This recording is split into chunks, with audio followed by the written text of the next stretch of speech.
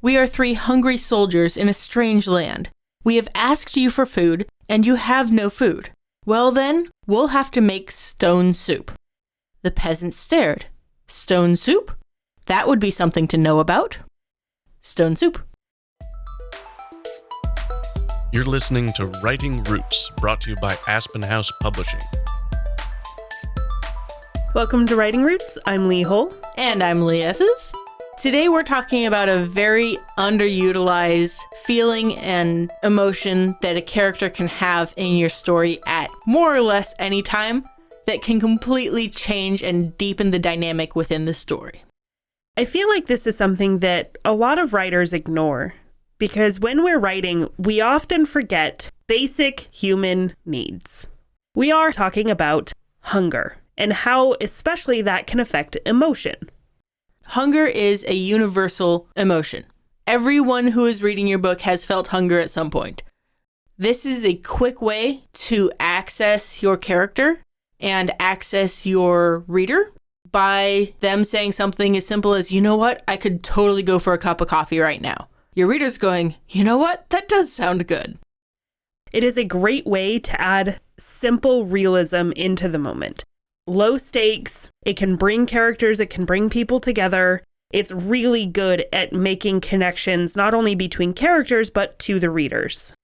Having your characters be hungry, be preparing food, be eating food is also really great if you have an info dump scene. You see this a lot in Game of Thrones. In the TV show, they often have the characters eating, feasting, as they're giving these vast expository scenes because it gives the actors something to do.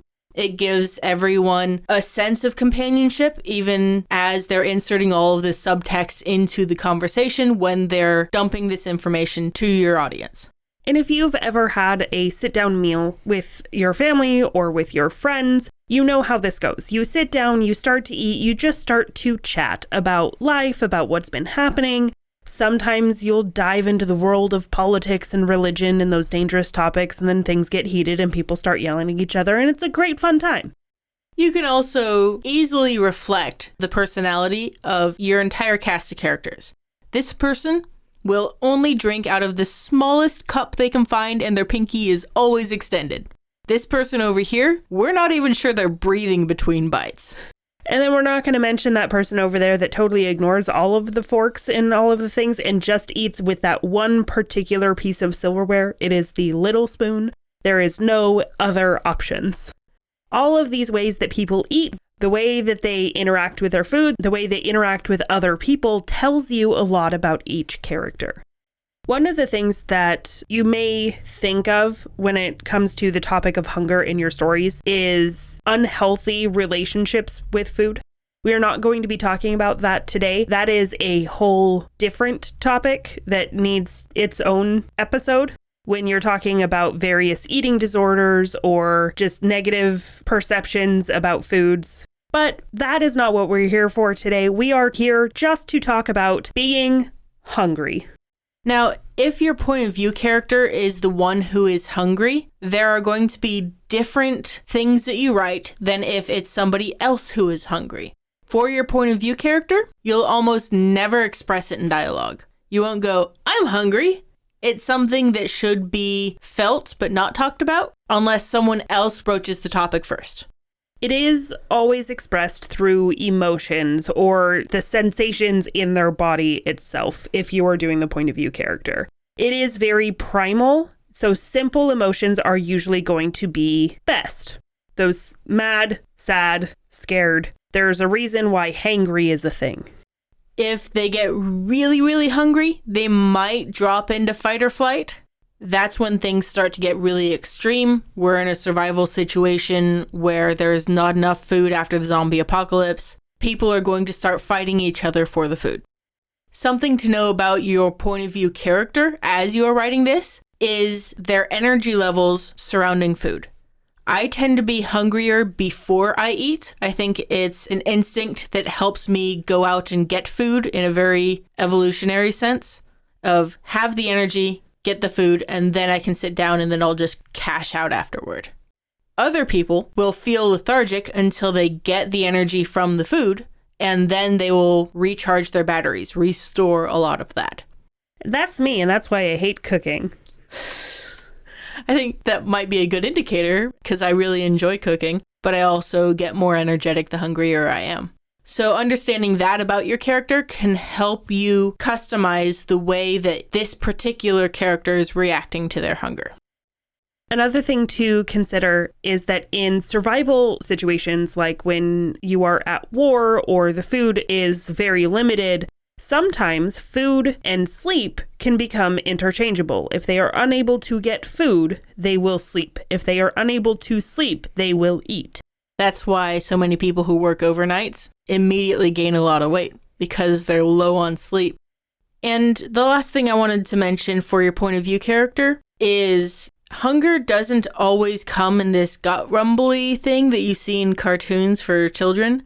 More often than not, when my gut is acting up and making noises, it's because I just ate and it's processing things. As compared to prior to eating, I can get hangry, I can have headaches and nausea if it's a prolonged not having a lot of food. I do have that. My gut is rumbling when I'm hungry. It'll go roar, like, hey, feed me, and it starts to talk to me. It's fine. But I also experience sometimes the nausea of not eating. That is always a difficult one to overcome because when you are super nauseated, you don't want to eat because you feel like you're going to throw up. But the reason you're nauseated is because you're not eating. It's a terrible, terrible thing. And a lot of these things can also be applied to your non-POV character. If they are starting to get hangry and your point of view character knows this person really well, they'll be like, hungry? Grab a Snickers. Hanger is a very fun one to write, whether it is from that point of view character or, in this case, the non-point of view character, where you have a character who is just irrationally angry.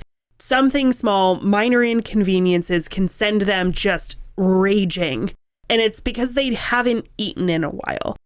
As someone who experiences hangriness, it doesn't always make sense. It just means feed me or die. I actually think this can be something really romantic between two characters because a lot of the search for a mate is, can this person be a provider for me? Can I be a provider for them? And I recognize that you need me to provide something for you. Here, have a cookie. Another indicator that your non-POV character might be hungry is if they start to get dizzy. And if they're a little more clumsy than normal, if you're like Lee and you become more coordinated and athletic after eating, the lack of food will have an effect on your coordination. And they may also find themselves bundling up because they're feeling cold. Their body isn't actively burning any food, so it's starting to pull all of the warmth into the center of themselves instead of into the extremities. So they might get cold when they're hungry. In general, something to just keep in mind as you are finding places to insert hunger and insert these very human emotions into your story. Remember that food brings people together. Every time I am holding an event or board game night or whatever, I always make sure we've got a meal first thing right off the bat, because then everyone's just going to have a good time thereafter. You can also keep in mind that if you have any holidays or feast days or some sort of celebration in your story, food is a great thing to have there. It is a common denominator in pretty much all cultures that if you're bringing everybody together to celebrate something, you're going to have food there. It's also a great peacemaking tool. People think more logically when they're full. You have the act of knocking glasses together, which is a sign of trust that your glass isn't poisoned and my glass isn't poisoned because we're mixing our drinks. These moments where the hard part is over, the war is done, we can just be friends again. Food is always involved in that conversation. When you're writing something in times most dire, if there is war-torn places or post-apocalyptic or whatever, wherever the food is scarce, people feeding each other is one of the most basic ways to put some good into the world. Like the story from our quote today, Stone Soup. It's also a way to show just a good person, because Molly Weasley does not have copious amounts of money. What she does have is she can knit Harry a sweater, and she can make sure he has someplace comfortable and safe to eat food before going back to school. There's a lot of ancient lore in almost every culture that says if a stranger comes to your house begging for food, you are obligated theologically to give them food. It could be a god in disguise or an angel in disguise, these kinds of things. But it's a way to theologically promote goodness and providing for someone, even if you don't feel like you can do a lot, you can do a little. And just like we've talked about with bringing people together, it is also a great way to bring cultures together. People who don't understand each other, people who don't know a lot about each other, can still come together over food. So if you are looking to unite different cultures, unite different kingdoms, having a feast, having a celebration is a great way to do that. I always think of these food touring TV shows where one person just goes around to the weird reaches of the world and tries street food from Bangkok and then blood pudding and this and that from all around the world. Always the people that they talk to who are running this mom and pop restaurant that's been in the family for 14 generations, they are thrilled to provide food and share some of their culture. So if you are looking for a scene, for moments in your story to bring people together, to show connection, to build connection, to create stronger relationships between each other, really consider food. Consider how food can play into your story. Consider how hunger can drive people to action. And of course, Right, selfishly.